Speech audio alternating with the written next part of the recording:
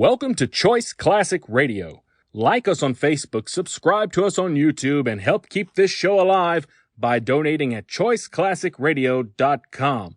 For more of your favorite old-time radio shows, join us on our companion podcast, Choice Classic Radio, Mystery, Suspense, Dramas, and Horrors, where we bring to you the most mysterious tales that the golden age of radio had to offer. And now, with over 167 episodes broadcast on NBC Radio from 1949 to 1953, we bring to you Dangerous Assignment.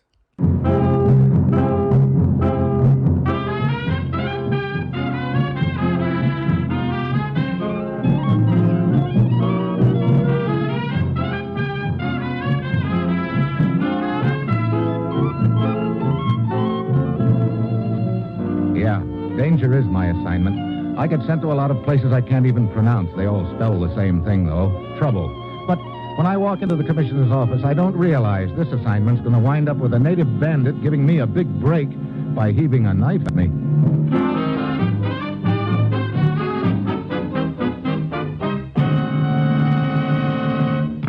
Morning, Commissioner. Ruth said you wanted to see me. I do, Steve, and don't bother to sit down. Your plane leaves for Malaya in 1 hour. Malaya? Look, I just got out of one jungle. Don't tell me you're sending me back into another one. That's just what I am telling you, Steve. Aren't you sort of stretching my luck a little? That's the right word for it, all right. Stretching? Yeah.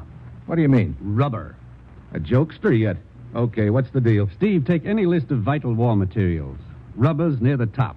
So, what am I supposed to do? Go over to Malaya and tap a few rubber trees? You don't have to. They've quite a few thousand natives on the job already over there. No, it's what's happening after the rubber is harvested that we're interested in. Just what is happening? A gang of so-called bandits has been raiding the various plantations, Steve. They're organized and equipped like a small army.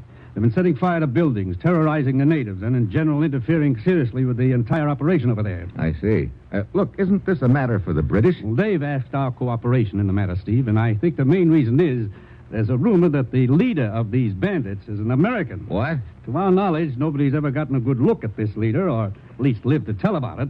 And Steve, it's vital to both countries that we smash this gang. Whom do I work with? A British intelligence agent named Willoughby. He's waiting for you in Singapore right now. Steve, get over there. Work with Willoughby, and then go anywhere and do anything that's necessary to put these bandits out of business for keeps. Well, that's it. You've got your assignment. Good luck.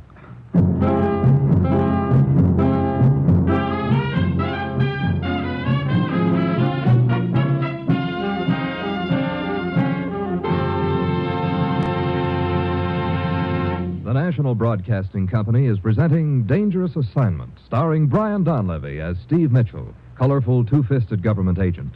At all those places of the world where danger and intrigue walk hand in hand, there you'll find Steve Mitchell on another dangerous assignment.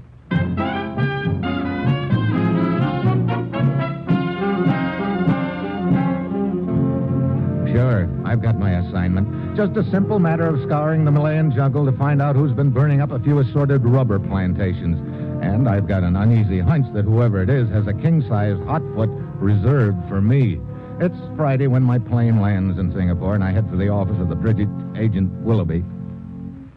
Thoroughly nasty mess, Mitchell. I understand there's a rumor that the leader of these bandits is an American. Yes, that's the rumor. What it's worth, I don't know. None of the bandits has ever been captured, huh? Not one of the blighters, no. We've set several traps for them, but they've avoided them very skillfully. What sort of traps, Willoughby? Well, we've doubled our patrols in the whole area. We've also converted several of the plantations which haven't yet been attacked into miniature fortresses. Concealed machine gun emplacements, troops hidden in foxholes, and so on. But they always seem to know which plantations are guarded and which aren't. As I said, their information appears to be amazingly accurate. Yeah. Has anybody ever gotten a good look at this bandit leader? I'm not sure, Mitchell. There's one person who may have. What do you mean, may have? It's the little chap in the next room. Mr. Perkins, would you step in here a moment, please? All right. This is Steve Mitchell, agent from the United States, Mr. Perkins. Steve, Mr. Perkins, an importer. How do you do? Mr. Perkins? Would you mind repeating your story to Mr. Mitchell, Perkins? Very well. As Mr. Willoughby told you just now, I'm an importer, Mr. Mitchell. And in the course of my business, I make frequent trips into the jungles to the north of here. I see. Now, last week I was staying at a friend's plantation deep in the interior, and suddenly this gang of bandits attacked the plantation about midnight, as I remember. Go on. My friend ran out of the house as soon as he heard the shots. He was killed on the spot. Well, apparently the bandits didn't expect there would be anyone else in the house, so they didn't enter immediately. They set fire to the outbuildings, and during the excitement, I was able to crawl out of the window and enter the jungle. Well, I'm sorry to hear about your experience and the loss of your friend, Perkins, but I don't quite see what connection this has with... Well, it was after my return here to Singapore that my real troubles began, Mitchell. What do you mean? Well, 2 days ago, I was almost run down in the streets. Well, I'm convinced it was a deliberate attempt on my life. Well, last night I was fired upon. What? Yes, it appears that someone is quite anxious to put Mr. Perkins out of the way, Mitchell. But why? Well, it's my theory that Perkins may have seen the bandit leader in action. But how did they know you were there at the plantation during the raid, Perkins? Well, my coat. In my haste to escape, I left my coat in my room. You see, it had my name in it. I get it. They found the coat and figured out you must have been there and must have seen them. Perkins, did you see any of them? Yes. Well, there was a lot of confusion, of course, but after I slipped into the jungle, I saw several figures in the clearing. Well, now, don't panic about it. Did you get a good look at them? Only a brief one. Was one of them an American? Well, I really couldn't say. Remember, it was in the middle of the night, and the only illumination came from the fires they'd set. You think you'd recognize any of them if you saw them again? Well, that's the same question Mr. Willoughby asked me. And all I can say is that I might. I don't know. You know, Willoughby, it's pretty obvious to me that this bandit leader is somebody who's known in the interior. It's my notion, too, so, oh, boy. Yeah, he could figure that Perkins would be making other trips into that country and might spot him, all of which gives me the idea what our one chance of finding him is. You have in mind a trip into the interior for the three of us? Yep. Yes, I've already broached the subject to Mr. Perkins, but he doesn't seem to think very highly of it. Oh? Gentlemen, I'm sure you understand my position. Frankly, I'm not a particularly courageous man. There have already been 2 attempts on my life right here in Singapore because of this. And to return to those jungles, it seems to me I'd be inviting my own murder. Yeah, we understand your position perfectly, Mr. Perkins, but I hope that you understand just how important this deal is. Well, I These do. bandits are seriously interfering with the production of a raw material that's vital to both of our countries. I know that, Mr. Mitchell. It's just that Right now, you're apparently the one man who can put the finger on their leader. I don't know. Willoughby what and to I'll do. give you all the protection that's humanly possible if you make this trip with us. All right, Mr. Mitchell. Thanks a lot, Mr. Perkins. Yes, I'll second that. How soon can you be ready? Oh, it shouldn't take me long to pack my suitcase. Not more than an hour, I'd say. Very well. We'll leave in an hour, then.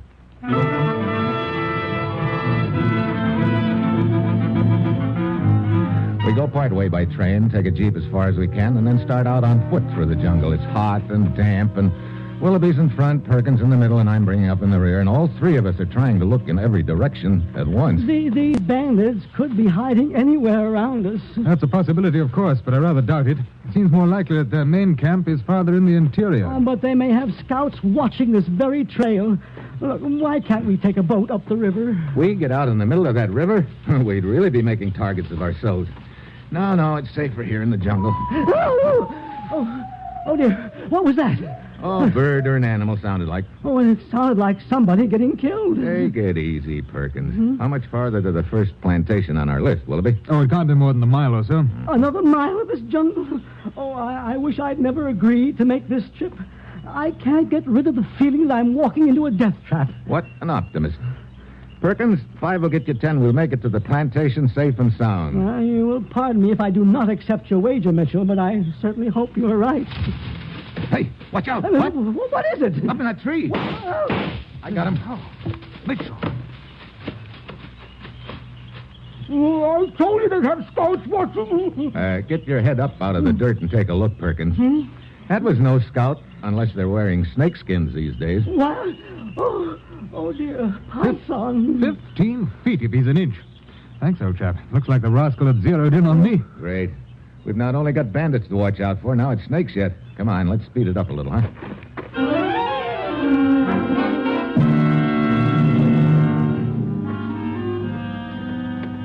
Well, here's our first plantation. Well, we made it after all. Yeah. Hey, quite a spread. Who owns it? Absentee Corporation, old boy. The resident manager's a chap named Hartford. He's standing there by the checking shed. British? No, American. Oh? Hello, Willoughby. Afternoon, Hartford. Still poking around the bushes looking for the bandits? Quite. Hartford, I'd like you to meet Mr. Mitchell, a newspaper correspondent. Pleased to meet you, Hartford. A little off your beat up in this neck of the woods, aren't you, Mitchell? Oh, I don't know. My beat's where there's news, Hartford. And these attacks on the plantations come under that heading, I think. Troops arrived yet, Hartford? Yeah, they're dug in around the edge of the plantation. Say, according to that meeting all of us had 2 weeks ago, you were going to put some extra patrols in this area. That's right. Any of them around here? Oh, here and there, old boy. Okay if I nose around the plantation a little, Hartford? Okay. Go ahead. Thanks. Come on, Brown. I'll tag along with you, Mitchell. Yeah, make sure you don't get lost. Okay. We'll check with you before we leave, Hartford. Okay. Willoughby, what's this meeting Hartford was talking about? Oh, it was 2 weeks ago, Mitchell. We called in all the plantation owners and managers to outline and set up plans for the defense of the plantation against these attacks by the bandits. Then Hartford or any other plantation owner or manager knows the defense plans for all the plantations? That's right. Perkins, do you recognize Hartford? I couldn't be sure. Say, Mitchell, do you think that Hartford could be involved in this? Right now, I don't think anything, Willoughby. I'm just trying to find out. Brother, look at those machine gun emplacements. Oh, the bandits would surely not attack a place as heavily armed as this. Maybe they would, if they knew just where the machine guns were located. Perkins, any of those workers over there look familiar to you? No, I've been looking at all of them very closely, but I don't recognize a single one. How far to the next plantation, Willoughby? Oh, it's 2 hours easy travel. There's a native village between here and there and a well-marked trail. Who owns it? A Dutchman, Van Voorhees. Okay, we better get started. I've got no hankering to be caught in the jungle after dark.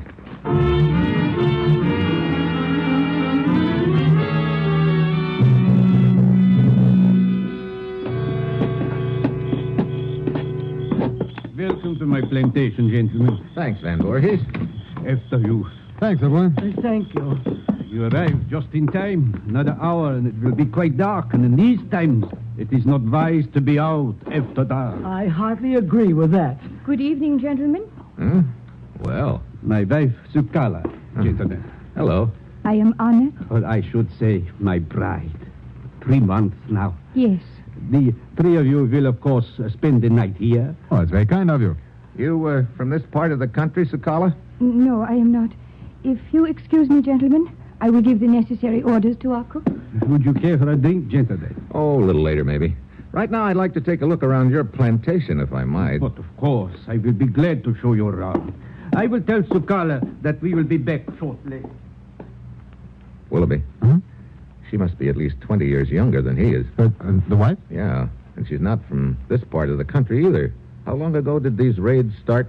Oh, they've been going on for, between 2 and 3 months now. Uh-huh.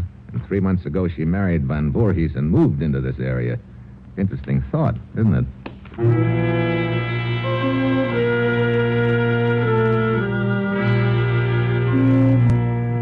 We nose around the plantation. It's fortified just like the other one, but Perkins doesn't recognize any of the workers.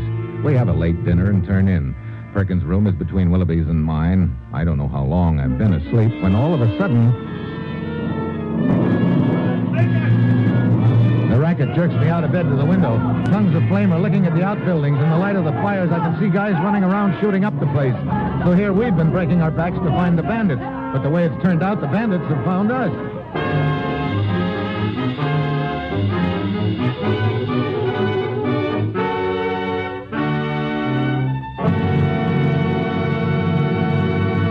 You are listening to Dangerous Assignment, starring Brian Donlevy as Steve Mitchell.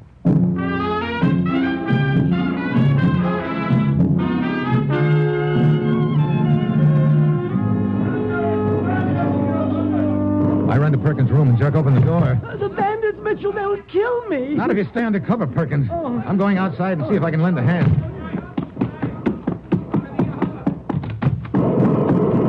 Over here, Mitchell! Okay. You got your gun? Yeah. Where's Van Voorhees? Right here. Sukala, get back inside the house at once. Very well. Every building is on fire except the house. How could they have gotten through the defenses, Willoughby? They must have known exactly where they were and infiltrated between them. They've already blown up 2 machine gun emplacements with hand grenades, and they've killed the troops at the 3rd over there. Okay. Round up what troops are left, Willoughby. I'm going to make a try for that machine gun.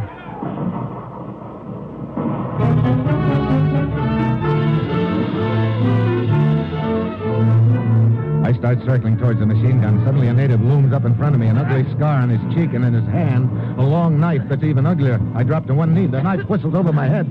I dive for him, but he scrambles into the bushes. I throw a shot at him. I don't know whether it takes effect. Then I spot another bandit drawing a bead on me. This time I don't miss. I finally get to the machine gun, and I swing it around. The rest of the bandits melt away into the jungle, but by now the damage has been done. I join Willoughby and Van Voorhees on the front porch of the house. The house itself is untouched, but that is the only thing there is. The plantation itself is a complete loss. Well, it was an infernally well-organized attack, Mitchell. They got right into the machine. Hey, wait a minute. What's the matter? Perkins, come on. I want to make sure he's okay. Well, where was he during the shooting? I went into his room, told him to stay undercover, but those bandits seem to know everything else. They could have known he was on the plantation, too. Well, here we are. Perkins, Hey, where is he? He's nowhere in sight. Perkins! Oh, great.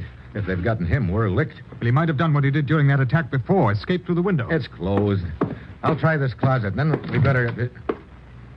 Perkins. Is it all over? Yeah, it's all over, Perkins. You can climb down off that closet shelf. Well, you told me to stay undercover, Mitchell. Yeah, you sure took me literally.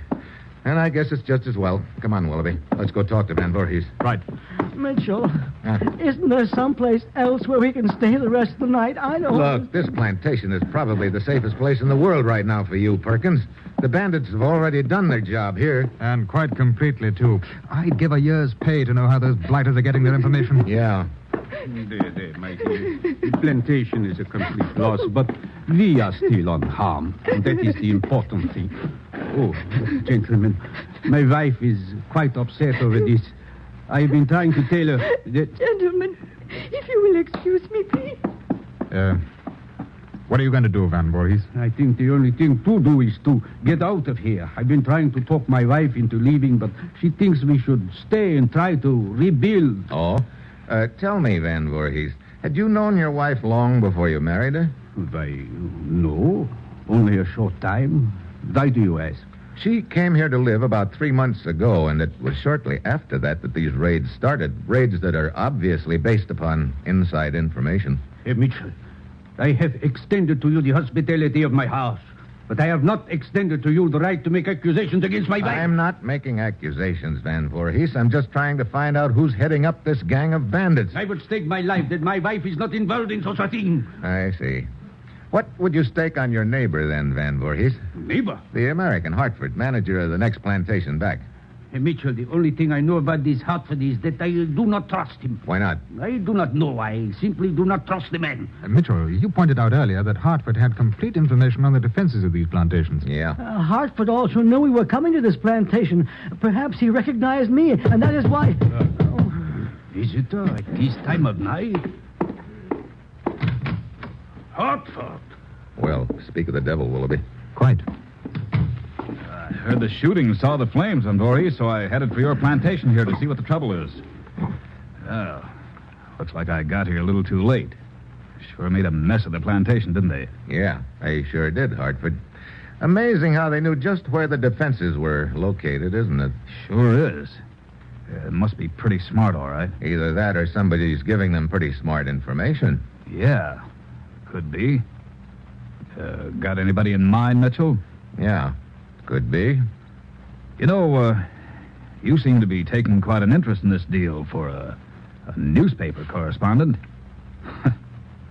Funny thing about a newspaper correspondent, they do a lot of traveling around, visiting plantations. Sometimes it's a pretty neat cover to accuse somebody else, isn't it?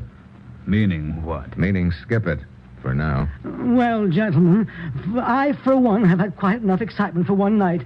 And if you don't mind, I'm going back to bed. Okay, one thing, though. What is it? Might be a good idea to lock your door, just in case.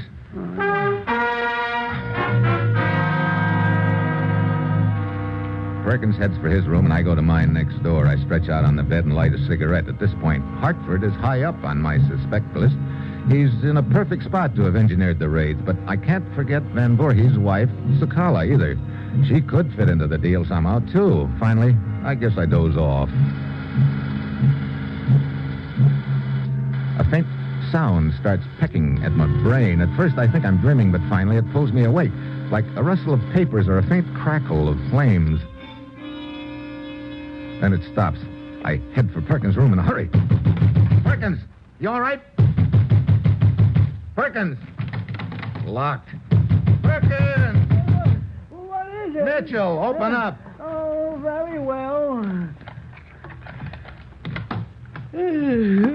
What's the matter? Hey, you okay? Oh, why, yes. Sleeping like a baby, as a matter of fact. Why? Did you hear a sound a moment ago? Sound? A faint crackling-like sound. Why, yes, but I thought I was dreaming. Let's take a look out the window. Huh?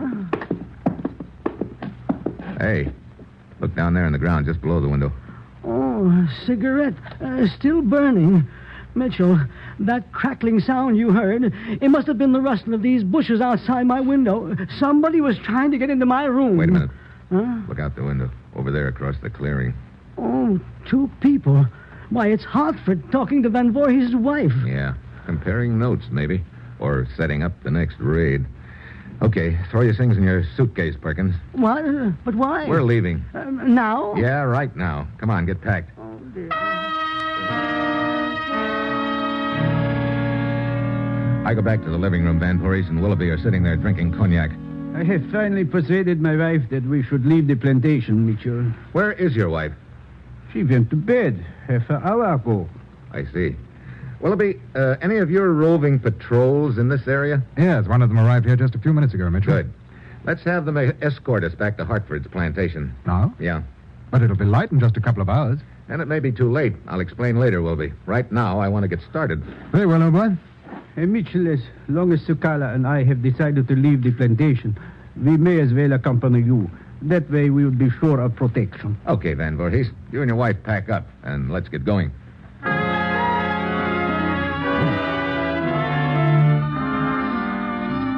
Half an hour later, we shove off. Van Voorhees and his wife, Hartford, Perkins, Willoughby, the patrol, and myself.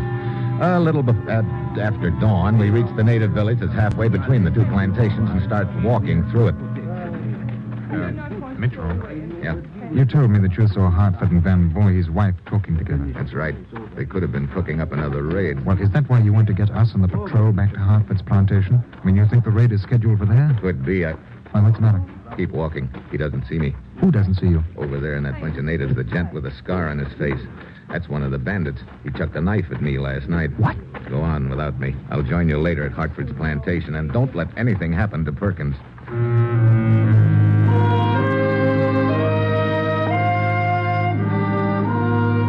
The rest of the party moves on. I drop out of sight in the bushes where I can keep my eye on the village and the native with the scar on his cheek. After a while, he eases away from the village. I tail him through the jungle, keeping well back so he won't spot me. An hour later, he reaches a small clearing, and I know I've found the bandits' main camp. There must be 24 of them lying around, and in the center, there's a guy trying to raise someone on a walkie-talkie. Hello. Hello. Hello. Hello. He's not having any luck, but I am, because a lot of things have suddenly fallen into place. I turn and start to leave. Then I freeze. One of the bandits is coming along the trail to the clearing. He'll pass right by me and be sure to see me. I've got to get the jump on him. I wait until he's right up to me. Then I dive for his neck. He drops his gun, claws at his throat. I know if he lets out one peep, I'm a dead duck. I increase the pressure. Tighter. Tighter. Finally, his knees buckle, and he slumps to the ground. I drag him under the bushes and take off. It's the middle of the afternoon before I get to Hartford's plantation. And I was getting worried about you, Mitchell. About to send the patrol back to find you. I'm glad you didn't. Where are the others? Oh, they're all inside the plantation house. Good. That patrol leader around anywhere? Yes, he's right over there. Lieutenant Sheffield. Yes? What is it, Willoughby? Mitchell wants a word with you. I've located the bandits' main camp. What's that? Mitchell. Yeah, let's see. It's 3 p.m. That ought to give us time enough. Time enough for what? We're going to cook up a little gag, Willoughby. If it works, we're not only going to get the whole gang, we'll also nab their leader.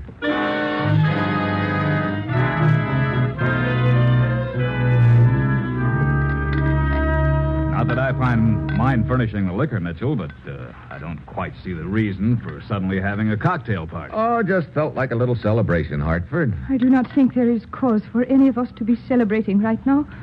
My husband and I have just lost our plantation. My dear, you must reconcile yourself. I, for one, will feel more like celebrating when I'm safely back in Singapore, Mitchell. Oh, cheer up, Perkins. The worst is over. That's why I want to celebrate. But celebrate what? Let's see, it's exactly 5:30 p.m. right now. In just 10 minutes, those bandits will all be captured. What are you talking about? It's very simple. You see, I located their main camp. You found their camp? That's right, Mrs. Van Voorhees. Lieutenant Sheffield and his patrol are closing in on them right now. Mitchell, my heartiest congratulations. Thanks, Van Voorhees. Well, come on, Willoughby. Let's go outside and tell the rest of the troops they can knock off. Right. Okay, Willoughby. Around to the back. Yes. You think it'll work, Mitchell? I don't know. It's our only chance of pegging the leader. But I still don't see how you intend to find out just who it is. Okay. Hold it here. Now we'll just listen for a while. But listen for what? Quiet. There it is.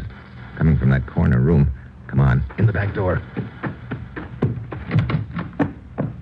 Now, down the hall. And keep it quiet. Here we are. Door is undoubtedly locked, but it's flimsy. One push ought to do it. Come on. We'll rush it together. Sort of get back for a running start, huh? Yeah, come on. Ready? Right. Let's go. Complete with walkie-talkie.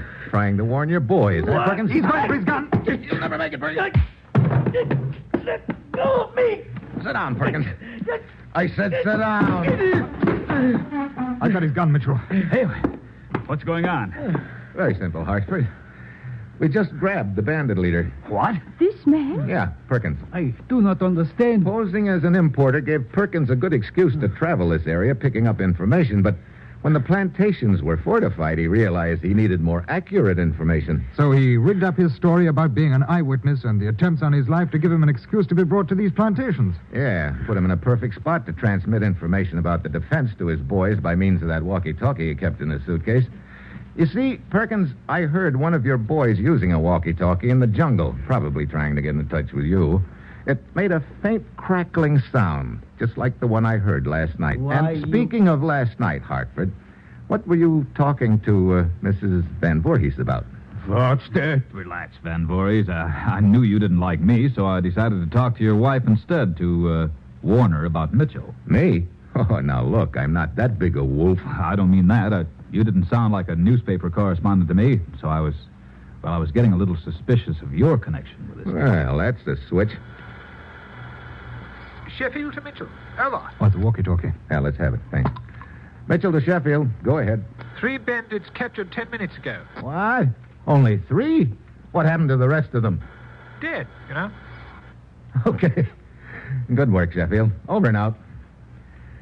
Well, I guess that's the crop. And, Perkins, after you face the court of law for the various murders you're responsible for, I don't think you'll have much time left.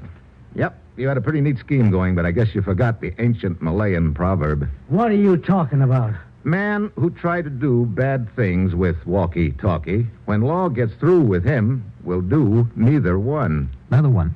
No walkie, no talkie.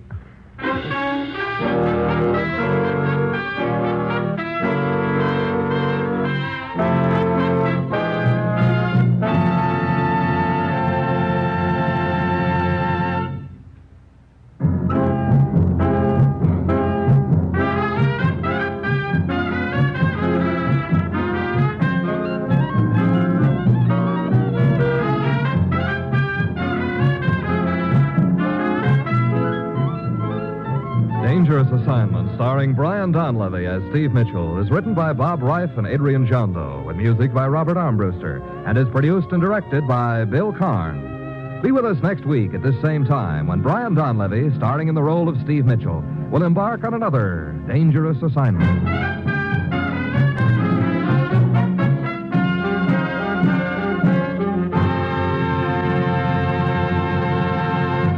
Dangerous Assignment came to you from Hollywood. Next, enjoy The Man Called X and your hit parade on NBC tonight. That concludes today's episode. We'd like to thank you and remind you to donate at choiceclassicradio.com. Remember, your donations make episodes like this possible.